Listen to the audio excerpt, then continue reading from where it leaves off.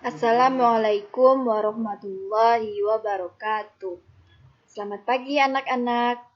Baiklah, sebelum memulai pembelajaran kita pada hari ini, alangkah baiknya kita berdoa terlebih dahulu menurut agama dan kepercayaan kita masing-masing. Berdoa dimulai.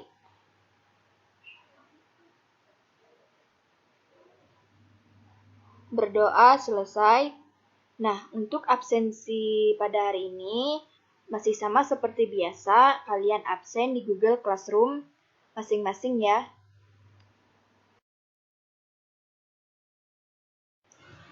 Pertemuan kedua kita pada hari ini yaitu masih melanjutkan materi bab 4 yaitu suhu dan perubahannya.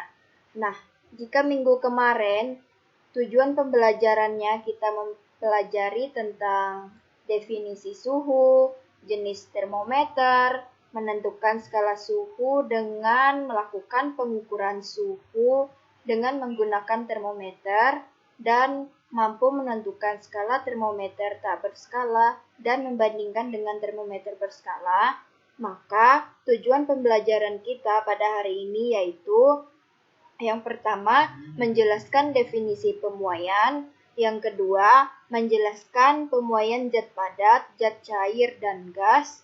Yang ketiga, menjelaskan dan menyebutkan contoh peristiwa pemuaian dalam kehidupan sehari-hari. Perubahan akibat suhu.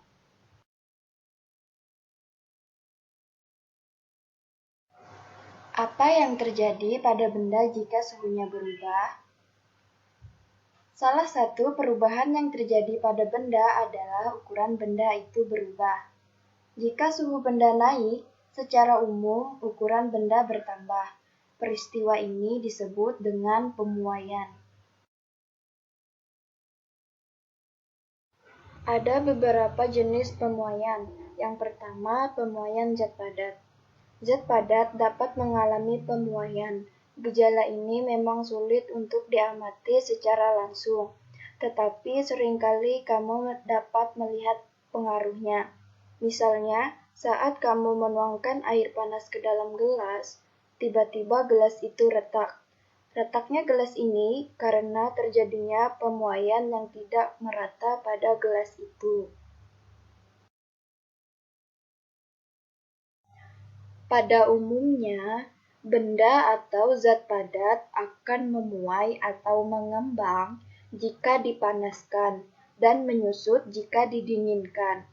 Pemuaian dan penyusutan itu terjadi pada semua bagian benda, yaitu panjang, lebar, dan tebal benda tersebut.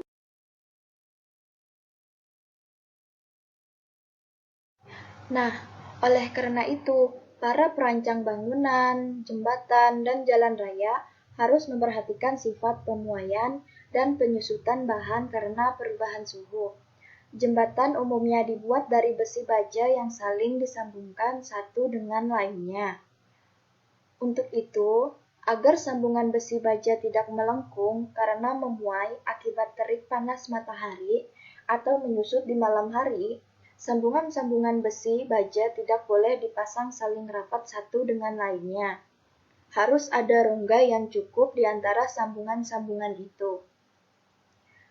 Prinsip dari jembatan juga sama dengan rel kereta api, karena rel kereta api juga dapat melengkung karena pemuaian. Nah, dari gambar yang kedua itu merupakan gambar rel kereta api yang dibuat bercelah. Nah, pada malam hari, rel kereta api itu akan mengalami penyusutan. Sedangkan pada siang hari, rel kereta api itu akan mengalami pemuaian. Untuk setiap logam, berbeda-beda pertambahan panjangnya ketika memuai. Besaran yang menentukan pemuaian panjang zat padat adalah koefisien muai panjang. Sebagai contoh, jika muai panjang kaca 9 kali 10 pangkat min 6 per derajat Celcius, berarti jika 1 meter kaca suhunya bertambah 1 derajat Celcius, maka panjangnya akan bertambah 0,00 meter. Berikut adalah tabel koefisien muai panjang bahan.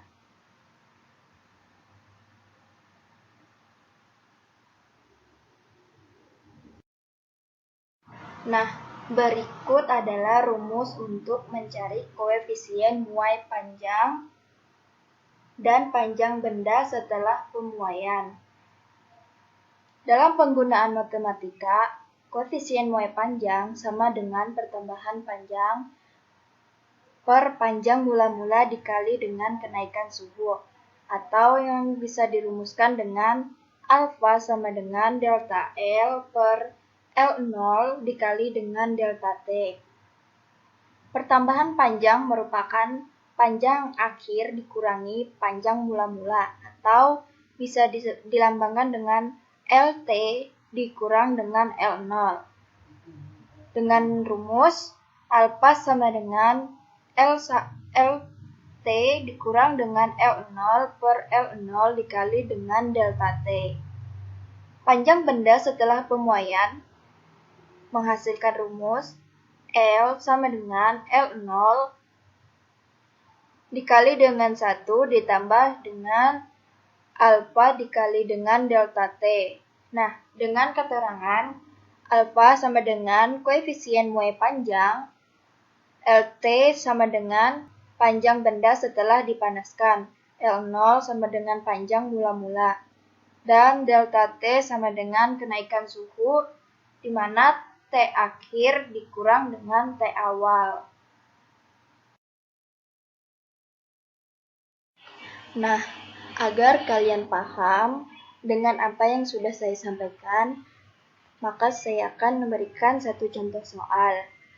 Panjang aluminium pada suhu 30 derajat Celcius adalah 100 cm. Koefisien muai panjang aluminium adalah 0,000025 per derajat Celcius. Hitung panjang aluminium itu pada suhu 80 derajat Celcius. Dari contoh soal tersebut, diketahui bahwa panjang mula-mula atau L0 sama dengan 100 cm. Dan koefisien muai panjangnya atau alfa sama dengan 0,000025 per derajat Celcius. Dan untuk kenaikan suhunya atau delta T, T akhir dikurang dengan T awal.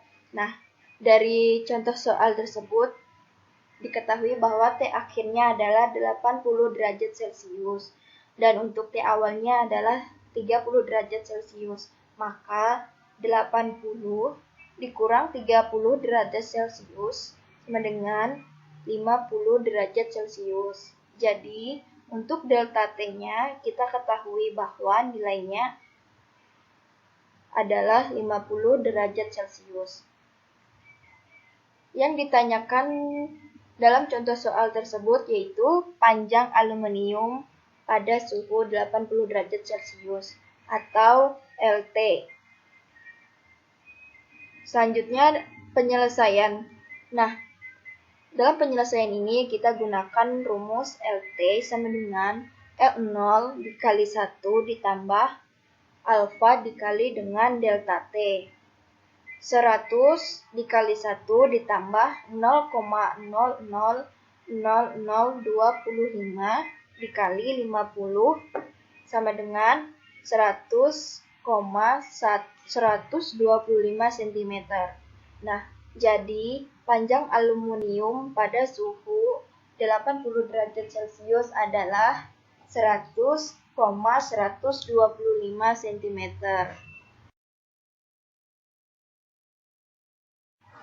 Pemuaian luas dan volume zat padat. Jika suatu benda berbentuk lempengan dipanaskan, pemuaian terjadi pada kedua arah sisi-sisinya. Pemuaian semacam ini disebut pemuaian luas. Pemasangan pelat-pelat logam selalu memperhatikan terjadinya pemuaian luas. Pemuaian luas memiliki koefisien muai sebesar 2 kali koefisien muai panjang. Nah, Berikut adalah rumus yang digunakan pada pemuaian luas zat padat.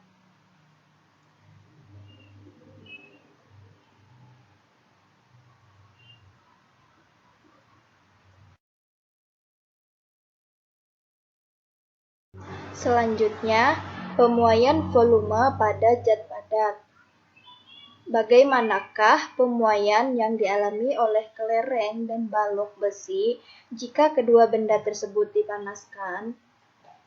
Benda-benda yang berdimensi 3 yang memiliki panjang, lebar, dan tinggi akan mengalami muai ruang jika dipanaskan. Pemuaian ruang memiliki koefisien muai 3 kali koefisien muai panjang. Balok baja jika dipanaskan akan memuai dengan koefisien muai sebesar 0,000033 per derajat Celcius. Berikut adalah rumus yang digunakan untuk mencari pemuaian pada volume zat padat.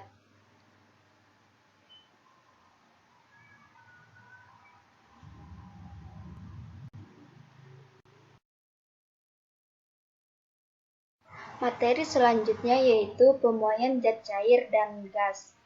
Ternyata bukan hanya zat padat saja yang mengalami pemuaian, melainkan zat cair dan zat gas pun juga mengalami pemuaian. Sebagaimana zat padat, zat cair juga memuai jika dipanaskan. Bahkan, pemuaian zat cair relatif lebih mudah atau lebih teramati dibandingkan dengan pemuaian zat padat. Gas juga memuai jika dipanaskan. Sifat pemuaian gas harus diperhatikan dalam kehidupan sehari-hari.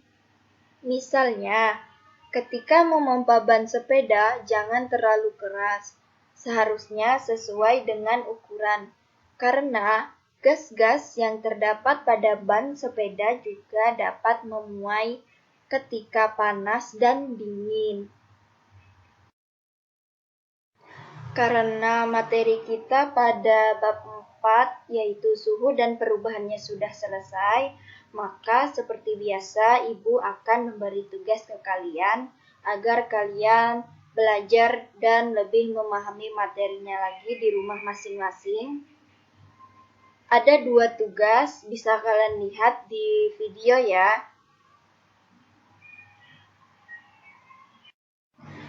Terima kasih bagi kalian yang sudah menonton video pembelajaran pada hari ini. Semoga video pembelajaran pada hari ini bermanfaat dan mudah dipahami. Apabila ada salah dan kata dalam video pembelajaran Ibu mohon maaf. Wabillahi taufiq wal hidayah. Wassalamualaikum warahmatullahi wabarakatuh.